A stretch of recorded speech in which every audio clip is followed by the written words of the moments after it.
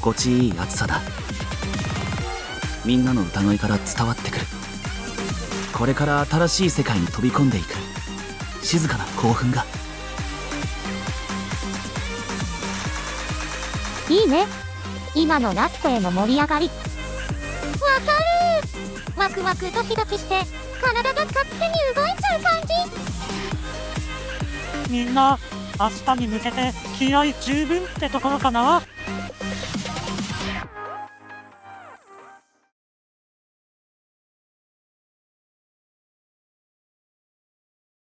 いよいよ明日はアメリカに出発だね。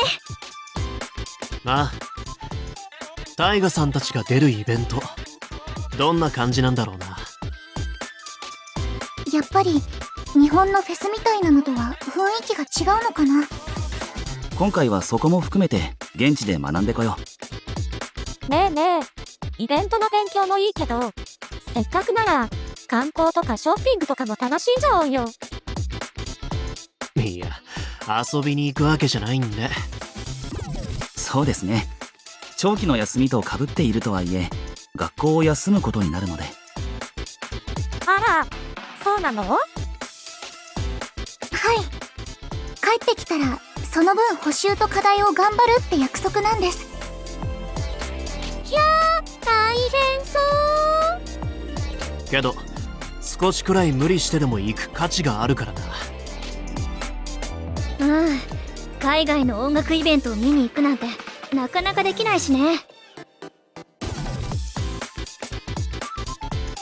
でもちょっと悔しいな。悔しいって何が？今回の旅費ってタイガおじさんが出してくれるんだ。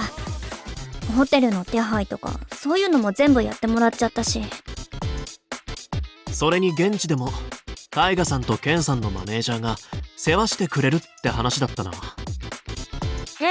そうなんだ。すっごくいいじゃん。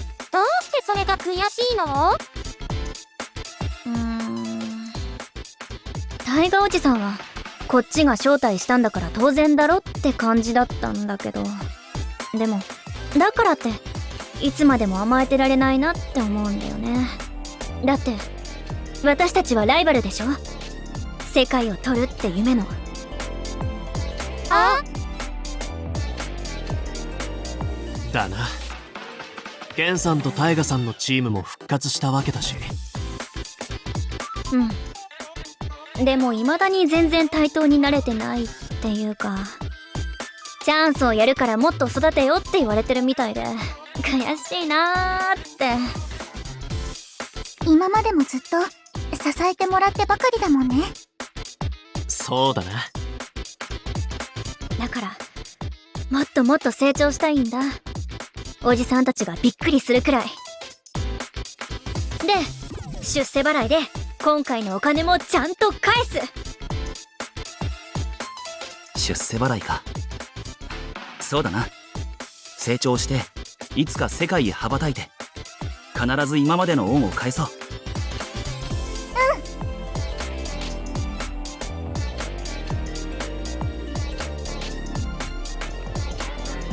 ねえねえ、向こうニューヨークだっけ？あっちに着いたらさ、俺たちも時々スマホから覗いてもいい？お？まあいつも通りバレないならな。やったー！この前トーヤからいろいろ聞いたから見てみたかったんだ。ニューヨークってすっごい大きくて面白いものがたくさんあるんだよね。ああ、ニューヨークは世界有数の大都市で世界中のミュージシャンが集まり新しい音楽が生まれる場所だ。音楽だけじゃなくエンターテインメントや政治、経済、ファッション、さまざまな分野に大きな影響を与える世界の首都とも呼ばれている。へえ、私も見に行っちゃおっと。僕も行ってみたいな。ニューヨークは DJ の聖地らしいし。ああ、私はこの前雑誌で見たグラフィティでいっぱいの街が気になるかも。これ誰から見に行くか決めておかないと、一気に詰めかけて大変なことになるんじゃない？そうね。後で、じゃんけんでもしてもらおうかしら。父さんのコンサートや伝統のある音楽祭、これまでにも海外に行ったことはあるが、普段と違う環境で触れた音色はどれも美しかった。今回はどんな音楽に出会えるのか楽しみだ。そういえば、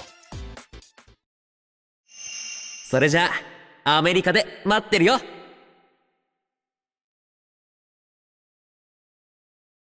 今考えれば、まるで俺たちがアメリカに行くことを知っていたかのような口ぶりだったな。気になることはあるが、まずは目の前のことに一つ一つ向き合っていこう。